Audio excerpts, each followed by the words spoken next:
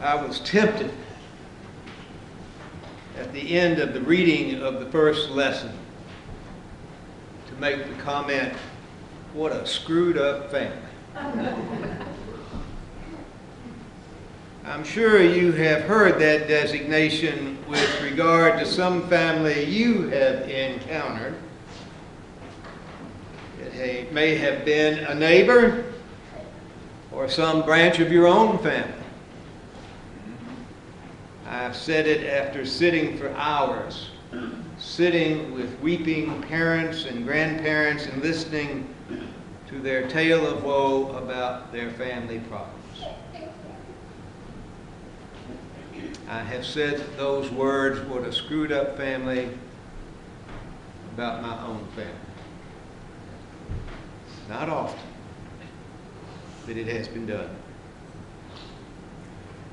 The term dysfunctional family is a relatively recent term. It's a byproduct of the baby boomers. Here are some of the characteristics of a dysfunctional family. Abnormally high levels of jealousy or other controlling behaviors. Conflict influenced by marital status, such as separated or divorced parents, custody rights, influenced by those who stay together simply because of the children. Children who are fearful of their parents. Abnormal sexual behaviors such as adultery, promiscuity, or incest. Lack of time together as a family unit. Parents who do not treat their children equally or who even disown a child. For the past 4 or 5 weeks, our readings from the Hebrew Scriptures have been from the second book of Samuel. Specifically, it is the story of the rise and fall of King David, the greatest of the kings of the Jewish nation, revered for centuries. That story may well also be entitled, when I write my commentary on the Scriptures, "What a Screwed Up Family." It begins with the prophet Samuel heeding divine guidance and agreeing to select a king for his emerging nation. And so he sets out on a journey that will eventually lead him by God's direction to the little village of Bethlehem. And there he will interview the children of Jesse, one of the leading citizens of that town. He interviews them one by one, beginning with the oldest. He rejects each of the first 8. He asks, "Jesse, is this all of them?" And he said, "Well, there's the youngest. He's off taking care of the sheep." And so he says, "Call him." It is this wonderfully talented, good-looking young boy. This is David. And the voice of the Spirit says to the prophet, "This is the one." And the young man is then in the service of the Lord. He will become the first king. Over the past few weeks in our lessons from the Hebrew Scriptures, We have read of David's rise to power, his leading an army to defeat the Philistines, the taking of Jerusalem and making it his capital, the bringing of the Ark of the Covenant, those tablets of stone containing the Ten Commandments, bringing them to a shrine in Jerusalem. He is at the peak of his fame.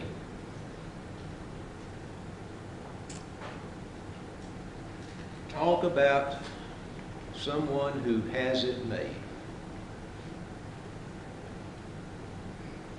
But not all is well with David. One day he is on the porch of his house overlooking the houses below him and spies a woman at her bath, a beautiful woman. And immediately his lust takes over.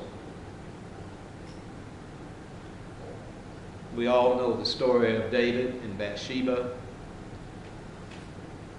The seduction is bad enough. Bathsheba becomes pregnant. David tries to maneuver so that her husband, a warrior, thinks the child is his. The problem is that the warrior has more character than David. He's on active duty and will only sleep with his fellow soldiers. And so David has him killed. Sends him into the worst battle at the head of the charge. Tells his commander, see that he doesn't come back. We're watching a great man at the beginning of his downfall. The child that Bathsheba carries will die in infancy. David will mourn. Over time, he will have other wives, as was the custom. And he will have other children. Samuel tells us that his favorite child was Absalom. Absalom, his wonderful child. He's handsome, talented, ambitious, good soldier, a leader. Everything that the people would want. That's Absalom. He can do no wrong, at least in his father's eyes. He's also very vain. One of his characteristics, we are told, is his wonderfully long, lovely hair on a male. He lets it grow. Has it cut once a year. And then he sells it to the highest bidder. Tells you a lot about Absalom, doesn't it? David's family meets all of the characteristics of a dysfunctional family. One of his sons rapes one of his daughters. Absalom finds out about it, so he murders his brother.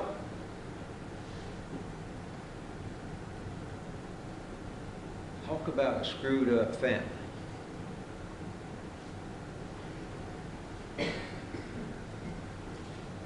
David tries to lead a rebellion. Absalom tries to lead a rebellion against David.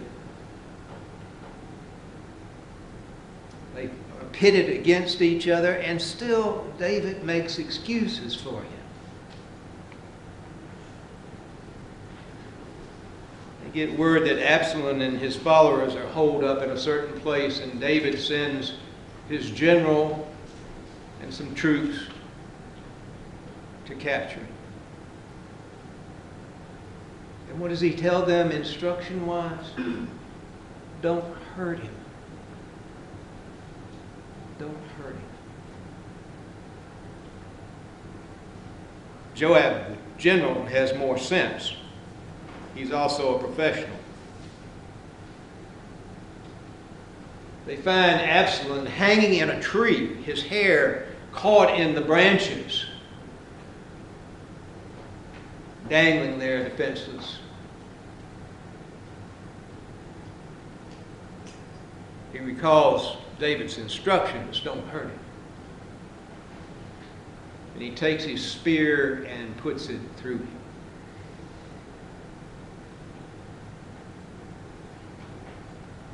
He returns with the news that the rebellion has been put down. David asked about Absalom. Is my son okay?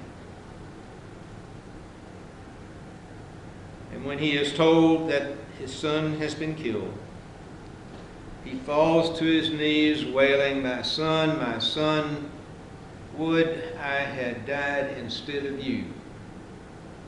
My son, my son. That wail comes down through the centuries.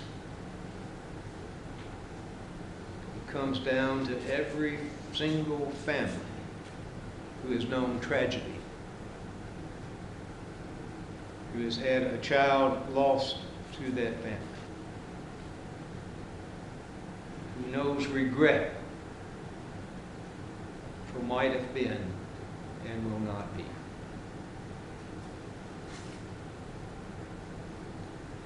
That story of David and his son in our lessons this morning is paired with the gospel story in which it recounts Jesus' interaction with the crowd after he has fed them with a kid's lunch. 5 loaves of bread, a couple of dry fish.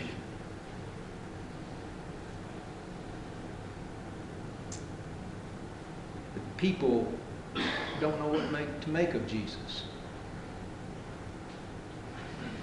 One of the things that makes John's gospel unique, and one of the reasons I prefer that gospel, is how Jesus uses the phrase, I am. He talks of himself as a metaphor. And it always has to be in context. The metaphor is chosen for the situation. The woman who comes to the well at noon, a sign that she has been ostracized by the other women of the village. They won't let her draw water with the rest of them. We find out just enough about her.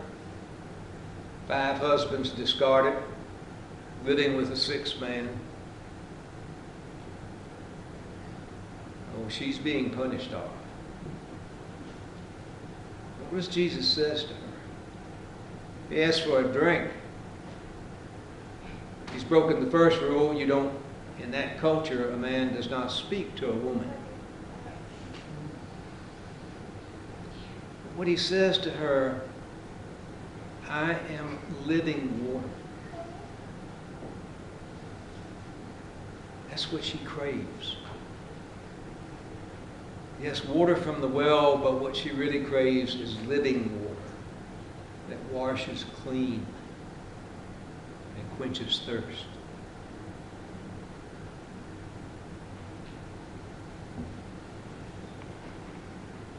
To the hungry, he says, I am bread. To those who are experiencing the darkness of defeat and despair, I am the light of the world. To those who are absolutely convinced that they are lost, not literally, but figuratively, he says, I am the sheepfold, the safe place. For those who need guidance, he says, I am the good shepherd.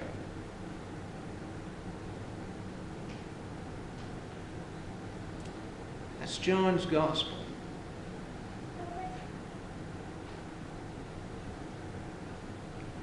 I am convinced that he speaks to those in families who are in despair, those dysfunctional families.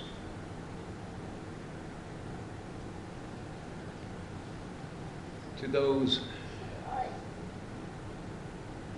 like David who cries, my son, would that I have died for you. And Jesus says, I will die for you. I'm willing to bet that everyone here on a Sunday morning knows something of the reality of dysfunctional relationships. I bet my life. It may have been a friendship that was betrayed, a romance that didn't work out, a child who was a disappointment.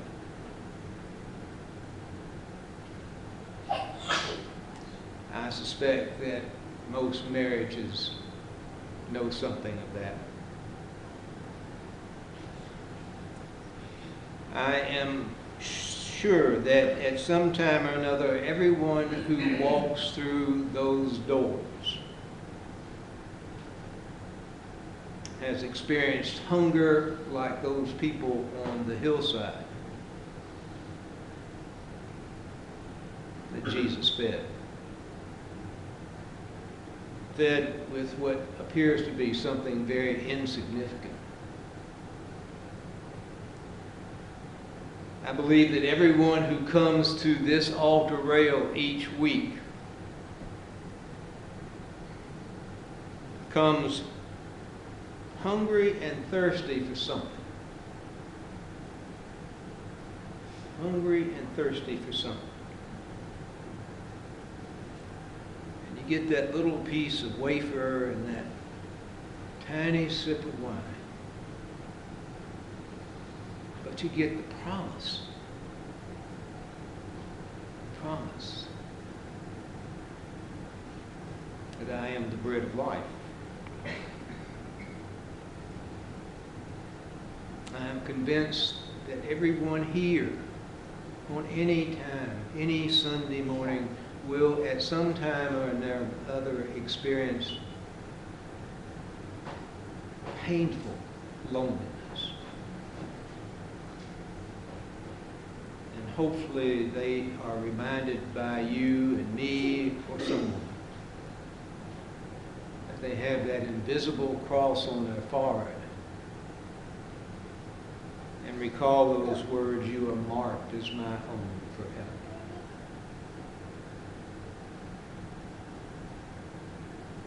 Amen.